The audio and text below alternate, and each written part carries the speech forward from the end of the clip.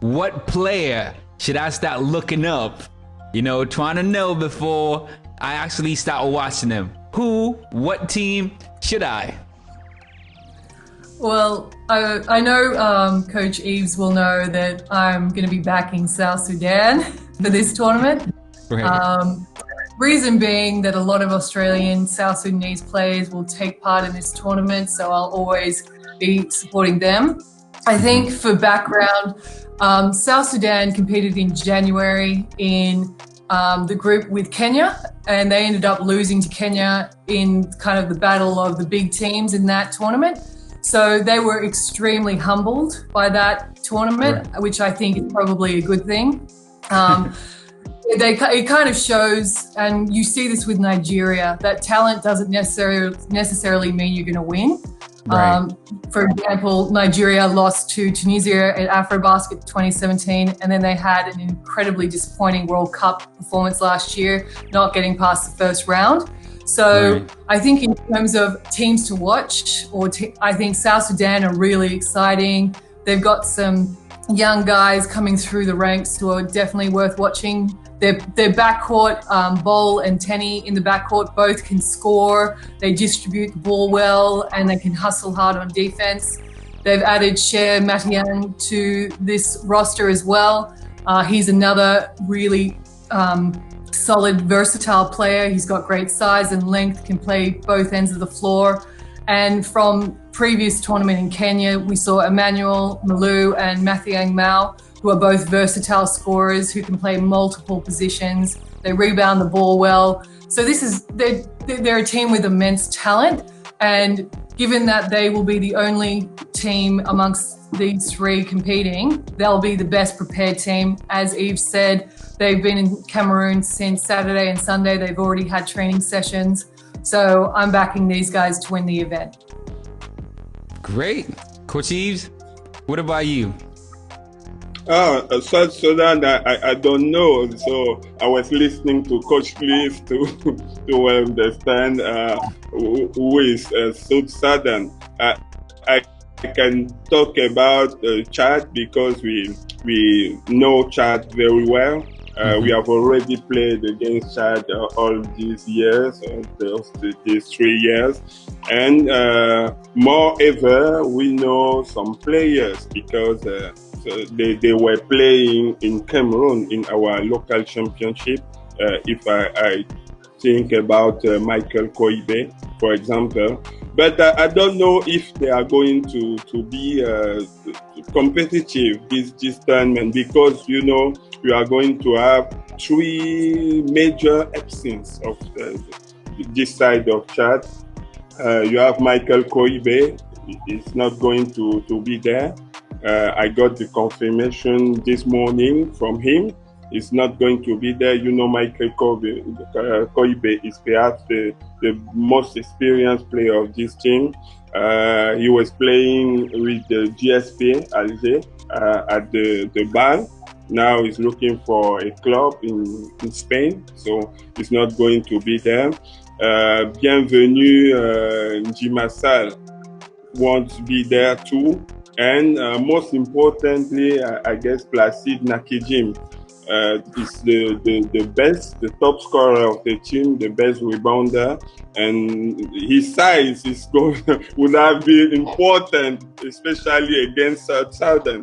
He's not going to be there, so I guess it's going to be more difficult for that team of Chad. But they say that they trust the other players to be at the good level against those teams. We are going to see, but it is difficult for this Chadian team. Okay, so who do you think is going to win it all, Coach Yves? Yeah. Who do you think is going to win it all? Perhaps Southern. I don't know. I'm waiting for the first game to really know, and the second one because it's after the 2 days that you have to see all the 3 teams. Okay. So it is difficult to know right now. I guess we are going to wait on Thursday to know really what it's all about. Okay, so I'm gonna ask a really weird type of question. It's not actually weird.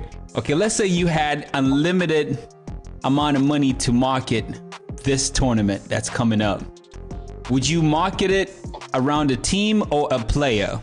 Let's start with you, Coach Liz. How would you go about it? I would, given that the teams involved, I would market it around a team. And I think South Sudan do a great job of marketing themselves as a team. And I think that's how I would promote it. They've got a huge community outside of South Sudan, all across the world, who will be backing this team. So that's going to bring in viewers outside of Africa, which is always great.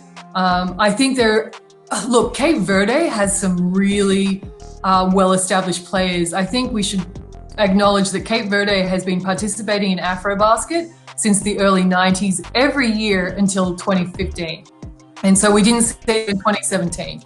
And You've got Ivan Almeida, you've got Eddie Tavares, who plays for Real Madrid. So you could market this tournament around them. I don't know if they're coming, but if they are, they would be the players I would market around. Okay. What about you, Coach Yves? How would you go about it? It's very difficult, as I said earlier, but I see Southern Cape Verde. Cape Verde, like Coach Lee said, they are experiences with all the previous AfroBasket. So you got to take it in account. It's a good team too. I'm excited to see all those games to know, but I think we are going to have a great tournament. Cool. And all right, kind of like it's almost similar to that very same question I asked you guys. What is the best storyline? What is a storyline? What would you pick out and try to sell? I think the storyline will be definitely the rise of South Sudan. This is a team that first time out, Liz. Are you getting paid by South Sudan? Are they paying you to promote them? No, seriously. Let's be real here. Can I get some of that money also? No, look. I think honestly, all jokes aside, the rise. Everybody in Africa has been waiting for South Sudan. In 2017, they were at qualifiers. They took Egypt, which are the absolute kings of Zone 5, right to the very last minute of that game. And that was their first time in qualifiers. So ever since then, everybody's been eyeing them. They're very much like Congo in that everybody's watching the rise of Congo and how they're going to come in. They beat Nigeria in AfroBasket in 2017. So I think what we're all waiting is how good can South Sudan be? And will they start automatically challenging those bigger teams? I don't think they will in 2021, but I would like to see them there and to shake up the old guard. You know, like the Tunisias, the Angolas, the Nigerias. Right. Let's put them on notice. There's a new team rising. Nice. I like that. What do you think is the best storyline, Coach Yves? It's interesting to see South Sudan with the great potential. You see, Ujiri Masai was talking about the average age in South Sudan. They're the tallest players, right? We have something to do right here. It's very interesting to see how they rise up with this President Leon Deng at the head of the federation. It is very good. And so also Chad, because I think we have a good president here in Chad, is making all is possible to develop basketball in Chad, and we want to encourage them. We see how we can work together. It's something important. So I guess we have two stories there. Like I want to write. I think also, like you said, Coach Yves, I think you want to promote teams like Chad, and we want to see them start, 2015, 2017, 2021, keep that journey going. I think probably the least known storyline will be the return of Cape Verde after they, 20 years of competing, and then they dropped out in 2017. Can they come back and start a new streak? That's another storyline worth talking about as well. Nice. Hey, make sure you hit the like button right there, right? It kind of helps me out a little bit. So I know it's not a lot of people watching my videos, but I would like for more people to watch my videos. So help me out a little bit. Hit that like button so the YouTube algorithm and all that blah, blah, blah, blah gets to work a little bit, so my video goes around and people get to check it. And do subscribe, please, and tell a friend, share it. All right. Thanks for watching my video. Appreciate it.